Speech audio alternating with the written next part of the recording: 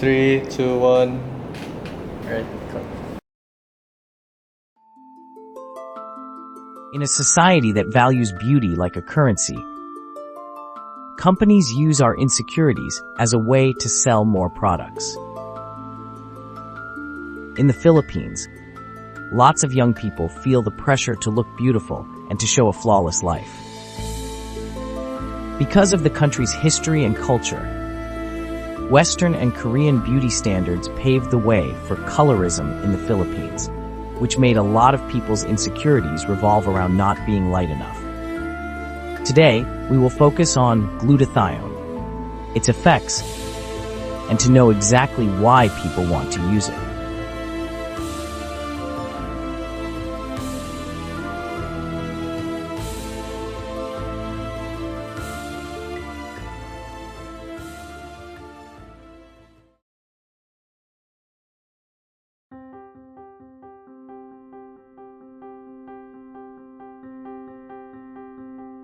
I'm Dr. Regine Gonzalez. I'm a dermatologist.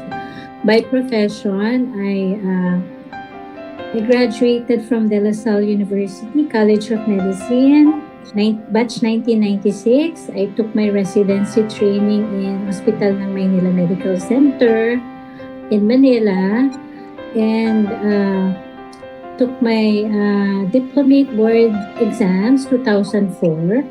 And I became a fellow of Philippine Dermatological Society 2006. Glutathione is a normal component of our body. It is produced by the liver. It is made up of, it comes from amino acids. Tatlong amino acids, glycine, glutamic acid, and cysteine. It is produced by the liver sa ating nanggagaling. Pero nagdi-deplete siya. For example, pagka bumagsak yung immune system natin, it's an antioxidant. It's a detoxifier. So pag na-deplete yun, that's the time we resort to mga supplements. Yeah. So as we age, it decreases in quantity in our bodies, in our cells. So that's the time we sort of resort to supplements. And there are many ways to do that. One is through oral intake. Another is through drips or injections. And others, mga topicals na, like they incorporate that to whitening soaps. In terms of absorption, pinakamabilis yung drip. Kasi diretso na siya sa blood vessels. And then yung oral, hindi lahat yan na-absorb. Dadaan siya ng metabolism sa liver, hindi pa rin lahat yan ma-absorb ng body. So maraming debates din kasi yan, pero medically speaking, mag-a-abide tayo dun sa rules ng Department of Health. Sa DOH kasi si Dr. Herbosa, yung ating Health Secretary, noong January 2024, ito lang year na to, yan yung stand ng dapat ng PMA as a whole, Medical Society, lahat na yan, yung mga branches na, pang medical purposes lang siya, not for whitening. And anyone who's caught na gumagawa ng mga drips, actually, it's illegal. Yes, nung nag-start pa lang ako, wala pa yung mga cases na nag-televise 2019. Nung nag-start kami, nag-administer kami, sa sa kamay. Yeah, marami. So, isa sa mga alternatives is laser therapy. So, tatlo yung laser therapies na pwede. Yung carbon dioxide laser, intense pulse or IPL, at saka meron pang isa, Anyway, aside from that, meron ding chemical pills. So, pagdating sa mga hyperpigmentations, melasma, yun, localized nga lang yung yung effect niya. And then, ano po ba? Mga topicals, ganyan.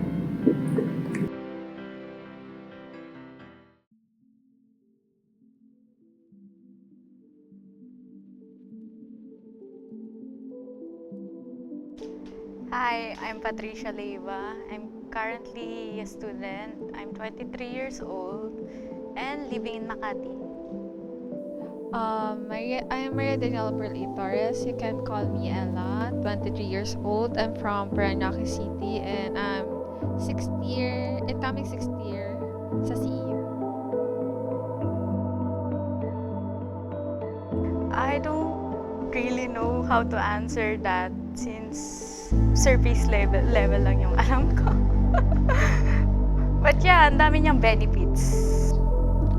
Gluta sa akin is for me talaga kasi parang ine-enhance niya yung skin health ko and then nakaka-boost siya ng confidence lalo na pag yung may mga ibang tao na iko-compliment ka, especially sa outlook mo. Basically, my sister recommended it to me. She's a nutritionist dietitian. Actually, yung gamit ko ng gluta, nirecommend siya ng friend ko sa akin. Para may mga benefits siya, lalo na sa skin health ko. And then, yung parang glowing, tag dito, nakaka-glow din daw siya ng skin. So, kaya nag-try ako mag-gluta. I'm doing my research sa tablets but looking forward ako sa Gluta 3. Ginagamit ko na gluta is yung Hope Glow. Tinitake ko siya every morning and evening. Effects niya sa akin is yung mga ibang tao like nanonotice na nag-glow daw yung skin ko and parang blooming daw and more on compliment naman sila about sa akin. So far, wala naman kasi 9 months pa lang ako gumagamit. Misconception, wala naman ako gaano. Tapos yung na-discover ko, yun nga, yung sa skin health ko mas na-enhance and then yung more on good effect siya sa akin.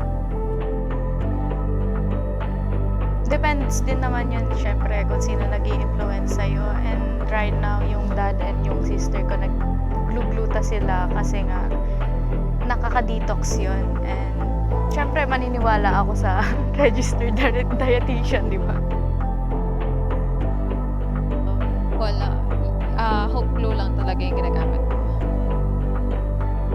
To what exactly? To lighten my skin? Actually, no.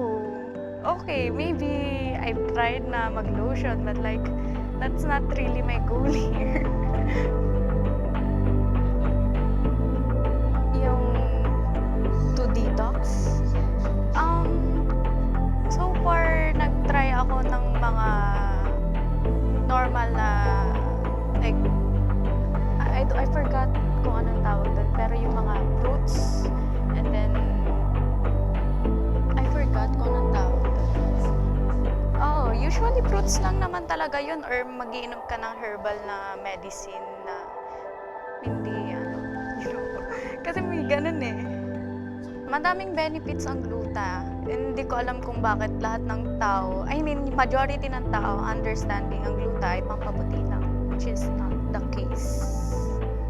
Would you say yung negative stuff is stopping my products and some benefits? Yeah, kasi minsan kasi dahil nga lack of research, parang na-overuse yung glutan. Yun yung nagkakos ng liver failure, kidney something. So, I think so, yeah. Ayun din. Nakaka-detox din siya. Same lang din sa naging effect sa kanila. Like, mas nagiging glowing yung skin nila. Kahit yung parang one take mo lang, may makikita ka agad na effect sa skin mo.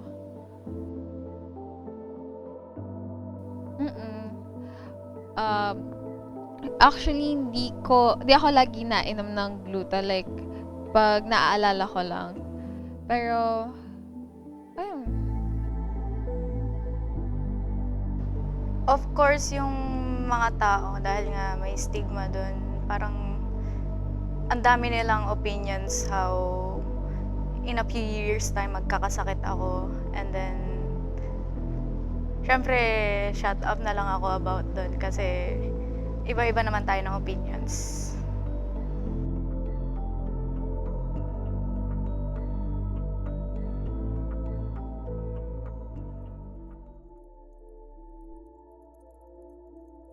Before the pandemic, there were anecdotal reports about a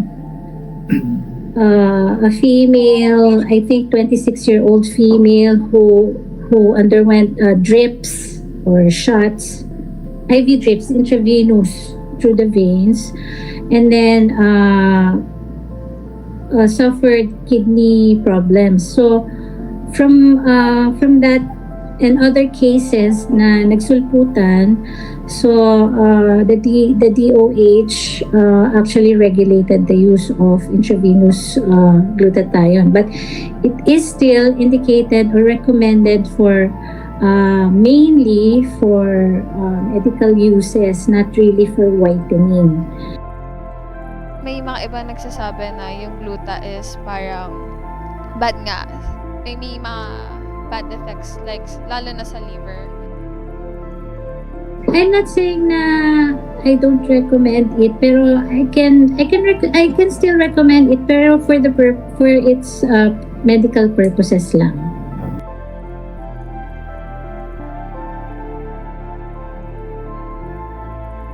Influence niya sa beauty standards. Kasi personally, hindi ko naman goal maging maputi. And then, I know a lot of people wants that. Pero, Yun nga, like, naging effect sa akin yung parang ang daming nagko-compliment sa akin na hindi naman nagagawa before. Kahit yung mga hindi ko close friends. nowadays kasi, hindi na ganun yung aim nila maging maputi. More like, going tan. I guess, if Pinoy ka and depende na yun if may insecurity ka sa color mo. Pero here in the Philippines kasi, whitening is resorting to whiteners or whitening procedures is rampant because of number one, the influence of colonialism. So parang meron tayong conception na Filipinas and Filipinos, both genders, they have this conception that if we have fair skin, makinis, we have standards, parang ganyan. Straight yung hair, matangkad, pointy nose, ganyan. Oh yeah, yeah. Actually may perks nga usually pag napansin ko lang pag among sa experience ko. Pag mas maputi ka, mas inaano ka, mas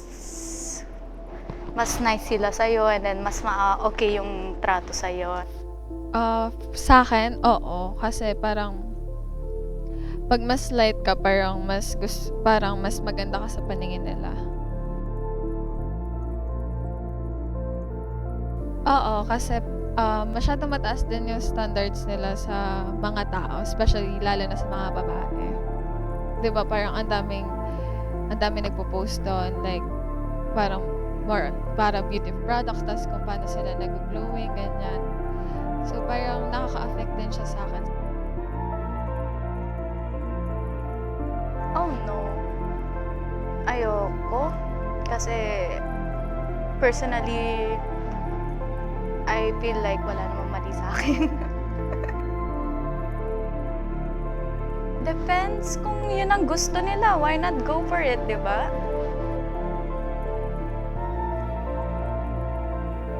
Kasi maganda naman kasi yung naging effect na sa akin, especially if gusto mo mas mapaboost pa yung confidence mo tsaka yung skin health mo din. If you want to take that, first 2 months, okay lang. After 2 months, for me, dapat meron ka ng monitoring man lang from a licensed practitioner. At least yung mga blood results mo, okay naman. Oo, sobrang happy ako kasi hindi lang yung mga close friends ko yung nakaka-notice ng glowing ng skin ko, kundi may mga iba ding tao na bigla na lang ako kina-compliment, ganyan.